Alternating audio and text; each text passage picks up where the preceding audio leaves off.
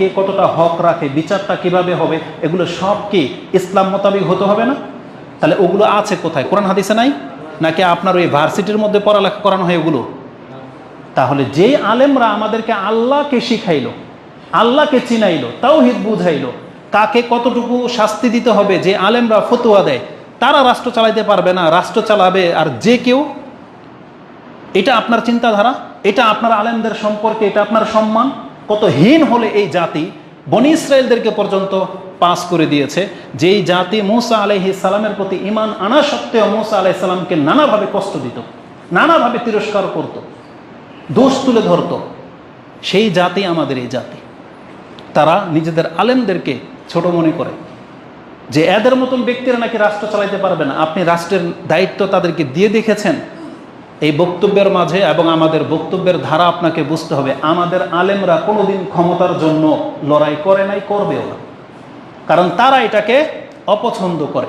কারণ রাসূলুল্লাহ সাল্লাল্লাহু আলাইহি ওয়াসাল্লাম এই জায়গাটাকে, এই রাষ্ট্রের যে গদিটা, এটার কথা বলতেছি, রাষ্ট্র পরিচালনা করার জায়গাটাকে তিনি ভালো কিছু বলে সম্বোধন করেন নাই, বরং ওই জায়গাটা হচ্ছে একটা ফিতনার জায়গা। বরং বলা হয়েছে যাকে দুইজন ব্যক্তির দায়িত্ব নিয়ে বসিয়ে দেওয়া হলো তাকে ছুরিবিহীন জবাই করে দেওয়া হলো। এ যদি ইনসাফ করে তো তার দুনিয়া হারাবে, পরকাল ঠিক থাকবে, আর যদি ইনসাফ না করে তার দুনিয়াও শেষ, পরকালও শেষ। এতটা সেন্সিটিভ জায়গা হচ্ছে এ রাষ্ট্র পরিচালনার দায়িত্ব। এই জন্য আমাদের আলেমরা, কোনো যুগের আলেমরাই কোনো দিন স্বেচ্ছায় এই পদ গ্রহণ করতে চায় নাই। ইভেন যেই মাযহাবের দাবিদার আপনি, সেই মাযহাবের ইমামকে বিচারপতি দায়িত্ব নিতে বলা হয়েছিল, তিনি সেটা কোনোদিন গ্রহণ করেন নাই, যার ফলে তাকে জেলে পর্যন্ত বন্দি করে রাখা হয়েছে। সে জেলে থাকাটা পছন্দ করেছে, তারপর রাষ্ট্রের কোনো দায়িত্বে তিনি আসা পছন্দ করেন নাই।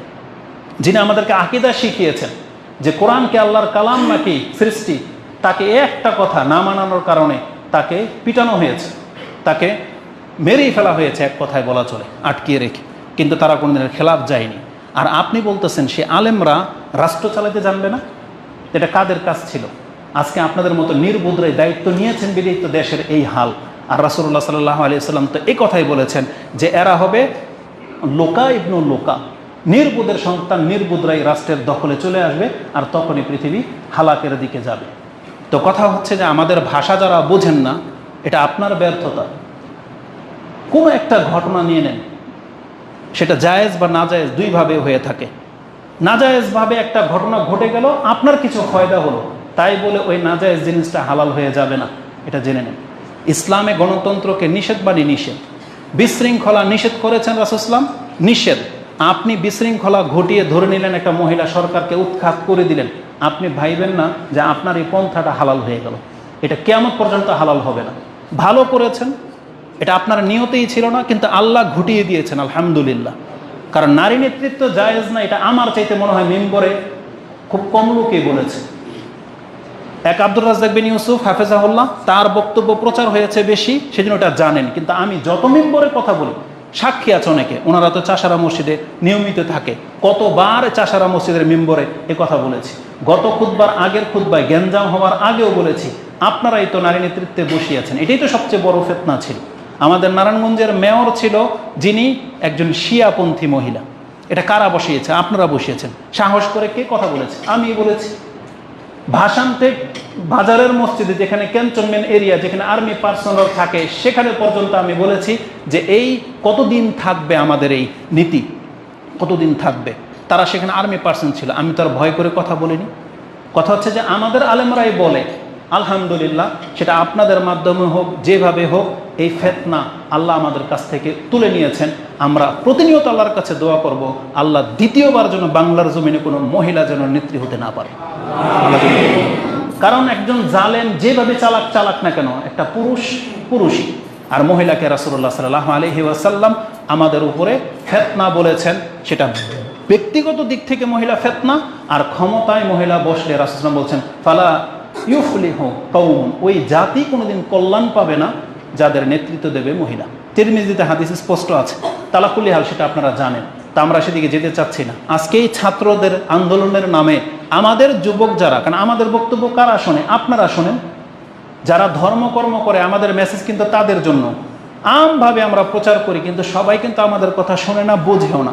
তো আপনি যেহেতু কোরআন সুন্নাহ মেনে চলবেন বিদায় আমাদের কথা শোনেন, বা আপনি ইসলাম পালন করবেন বিদায় জুমার খুতবায় আসেন এবং নেটে বক্তব্য শোনেন, নিঃসন্দেহে আপনার মধ্যে একটা সততা একটা আছে, আপনি আল্লাহকে ভয় পান, আপনি নাজাত চান, এই জন্যই তো শোনেন। সবাই কিন্তু আর ইসলামিক ওয়াজ মাহফিল শোনে না, এই বক্তব্য শোনে না। আজকে অধিকাংশ ছাত্ররা, মুসলিম পোলাপানরা রাস্তায় ট্রাফিকের কাজ করতেছে, কিন্তু ওরা মসজিদে আসবে না, কারণ ওদের কাছে ধর্মের চারণার কোনো মূল্য নেই, ওরা নাজাতের কোনো ভয় নাই। ও যেটাকে ভালো কাজ মনে করে ওইটাই করবে। এতে আল্লাহ সুবহানাহু ওয়া তাআলা কি সন্তুষ্ট হবে কি হবে না, এই নিয়ত নিয়ে ওরা মাঠে নামে নেয়। ওরা একটা শৃঙ্খল দেশ চাচ্ছে, কিন্তু ওরা আল্লাহ সুবহানাহু ওয়া তাআলার বিধানকে কায়েম করার জন্য নামে নেয়। আলা কুল্লি হাল, আমরা যেটা বোঝাতে চাচ্ছি আপনাকে, যেহেতু আপনারা কথা শোনেন, কোরআন হাদিস যেহেতু আপনারা মানেন, তাহলে রাসূল ইসলামের হাদিস দিয়ে উপদেশ আমরা কাদেরকে দেব? আপনাদেরকে তো দেব। এই উপদেশটা আপনাদেরকে গ্রহণ করতে হবে। রাসূলুল্লাহ সাল্লাল্লাহু আলাইহি ওয়াসাল্লাম মুসলিমে দ্বন্দ্ব লাগা এটাকে ফিতনা বলেছেন, এবং আল্লাহর রাসূল বলেছেন তোমরা যারা নাজাত চাও তোমরা ফিতনা থেকে দূরে থাকো। এটা কি আমাদের বক্তব্য না রাসূল ইসলাম শিক্ষা দিয়েছে? তাহলে সেটা আপনার খেলাফ গেলে আপনি আবার মুখ উল্টে নেন মানি, বাজে মন্তব্য করেন মানি, এটা তো আপনার কল্যাণের জন্যই বলেছিলাম। দুনিয়া যেই দিকে যেমনটাই হবে হবে, কিন্তু আপনি রাসূল ইসলামের আদর্শকে মেনে নিলেন কিনা এটা হচ্ছে দেখার বিষয়। তো এটা ছিল সংক্ষিপ্ত কথা। এই পরিস্থিতির উপরে নির্ভর করে যে আমাদের ভাষা বুঝতে হবে, কিসে কল্যাণ আছে জেনে নেন।